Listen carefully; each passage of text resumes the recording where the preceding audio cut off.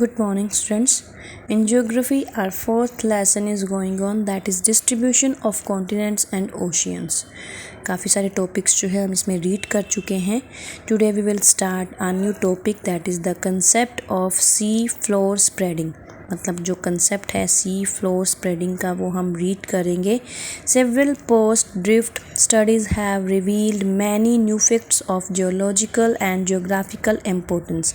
मतलब कि जो काफ़ी सारे पोस्ट ड्रिफ्ट जब हम स्टडी करते हैं तो उससे जो है रिवील्ड होता है. रिवील मतलब हमें पता चलता है किसके बारे में, न्यू फैक्ट्स के बारे में, जियोलॉजिकल एंड जियोग्राफिकल इम्पोर्टेंस के न्यू फैक्ट्स के बारे में हमें पता चलता है. Some of the major finds are briefly described as under. और उन फैक्ट्स में से कुछ फैक्ट्स जो हैं यहाँ पर हमें बताए गए हैं, उसके बारे में हम रीड करेंगे. Ridges down the middle of the ocean floors have been emitting lava actively.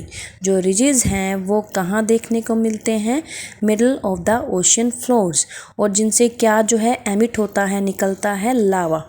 These mid-oceanic ridges are cracks on the floor of the ocean where molten rocks push up to form new crust.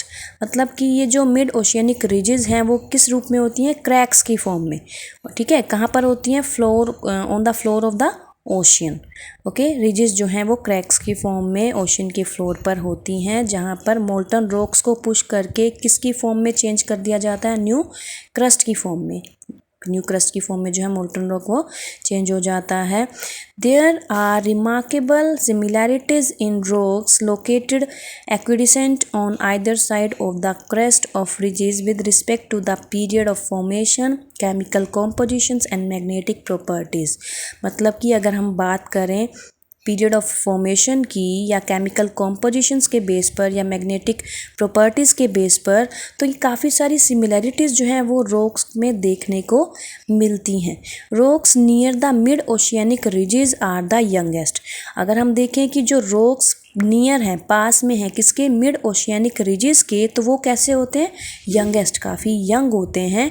And their age increases gradually as we move away from the crust. और उनकी जो as है वो increase होती जाती है जैसे जैसे हम मूव करते हैं क्रस्ट की तरफ. Okay, the rocks of ocean crust are much younger than those of continents. जो rocks ocean crust के पास होते हैं वो ज़्यादा young होते हैं किसके कंपैरिजन में, जो rocks continents के पास होते हैं. Clear?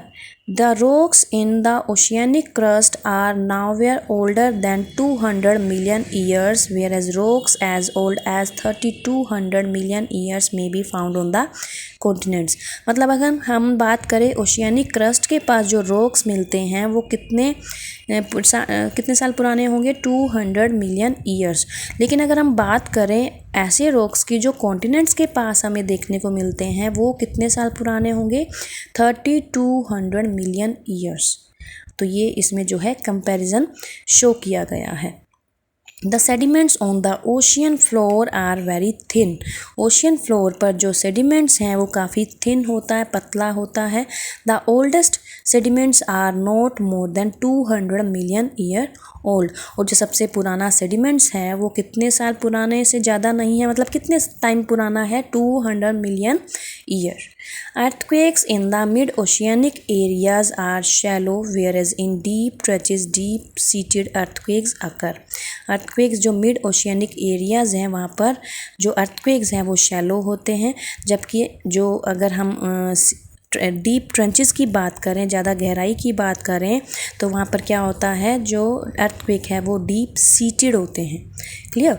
The above mentioned facts coupled with the studies of magnetic properties of rocks on either sides of the mid-oceanic ridge prompted Harry Hess of the Princeton University to postulate the concept of sea floor spreading in 1961. मतलब जितने भी facts जो हैं हमने अभी read किए हैं, study किए हैं, जो रॉक से रिलेटेड हैं मिड ओशियनिक रिज के दोनों साइड से, वो उसका जो कंसेप्ट है कब पोस्टुलेट किया गया, स्टार्ट किया गया 1961. This concept was based on the research findings of numerous marine geologists and geochemist and geophysicist, मतलब ये जो कंसेप्ट है वो इन सभी के बेस पर डिपेंड है। He argued that constant eruptions at the crest of oceanic ridges cause the rupture of the oceanic crust and new lava wedges into it, pushing the oceanic crust on the either side। मतलब कि वो उनमें argue होती थी कि जो crust, ये जो हम बात कर रहे हैं रॉक्स की, eight the crust of oceanic ridges की क्रस्ट पर, ये जो क्रस्ट की वजह से ही, क्रस्ट ही एक कारण बनता है किसका, rupture of the oceanic crust and new lava, उसकी वजह से जो न्यू लावा है वो क्या होता है, क्रिएट होता है, और उसके बाद जो वो पुश होता है कहाँ पर, ओशियनिक क्रस्ट में दोनों साइड पर। In this way the ocean floor spreads, और इसी की वजह से ही जो ओशियन फ्लोर है वो स्प्रेड होता है, फैलता है, and the concept of sea floor spreading has become very popular, और ये जो कंसेप्ट है सी फ्लोर स्प्रेडिंग वो काफ़ी पॉपुलर हो चुका है इसी कंसेप्ट की वजह से ही। Has further argued that the ocean floor which gets pushed due to volcanic eruptions at the crust sinks down at the oceanic trenches and gets consumed. और उसके बाद क्या बताया गया है कि आगे जो आर्ग्यूमेंट हुई है कि जो ओशियनिक फ्लोर है वो क्या होता है, पुश्ड, आगे पुश होता है किसकी वजह से, वोल्केनिक इरप्शंस की वजह से। और कहाँ पर होता है ये वोल्केनिक इरप्शन, क्रेस्ट पर।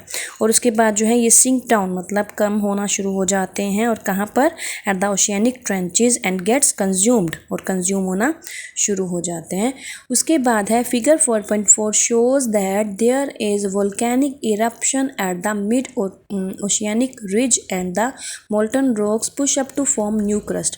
फिगर 4.4 जो है वो शो करता है कि कैसे जो वोल्केनिक इरप्शन है मिड ओशियनिक रिज में होता है, और मोल्टन लावा जो है वो पुश होता है, और जिससे क्या बनता है, न्यू क्रस्ट बनता है। क्लियर।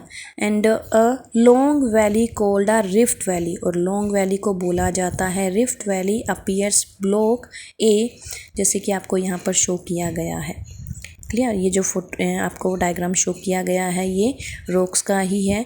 उसके बाद है the widening crack in its centre is continually filled in with magma. जो वाइडनिंग क्रैक्स होते हैं बीच में, ये किससे फिल्ड होते हैं, मैग्मा से फिल्ड होते हैं। And rising from the mantle below the magma solidifies to form new crust. जो मैग्मा है वो सोलिडिफाई होता है और क्या बनाता है, न्यू क्रस्ट बनाता है in the floor of the rift valley के फ्लोर पर। crustal blocks slip down along a succession of steep folds creating a mountainous landscape। और जो इसमें बोला गया crustal blocks जो हैं वो नीचे की तरफ जाते हैं, और उसके बाद क्या है, फोल्ड्स, स्टीप फ्लोर्स होने शुरू हो जाते हैं, जिसकी वजह से क्या होता है, माउंटेनियस लैंडस्केप क्रिएट होता है। Clear. As separation continues a narrow ocean appears. जो सेपरेशन है वो क्या करता है, नैरो ओशियन जो है वो अपीयर करता है। ब्लॉक बी, जैसे कि आपको इसमें शो किया गया है, इस डायग्राम में ब्लॉक बी जो है वो शो किया गया है। क्लियर। उसके बाद है the widening of the ocean basin continues until a large ocean is form. जो ओशियन बेसिन की वाइडनिंग मतलब उसका वाइड होना जो है वो कंटिन्यू रहता है जब तक जो लार्ज ओशियन है वो बन नहीं जाता। And the continents are widely separated. और जो कॉन्टिनेंट्स हैं वो ज़्यादा सेपरेट हो जाते हैं, जैसे कि आपको यहाँ पर ब्लॉक सी शो किया गया है।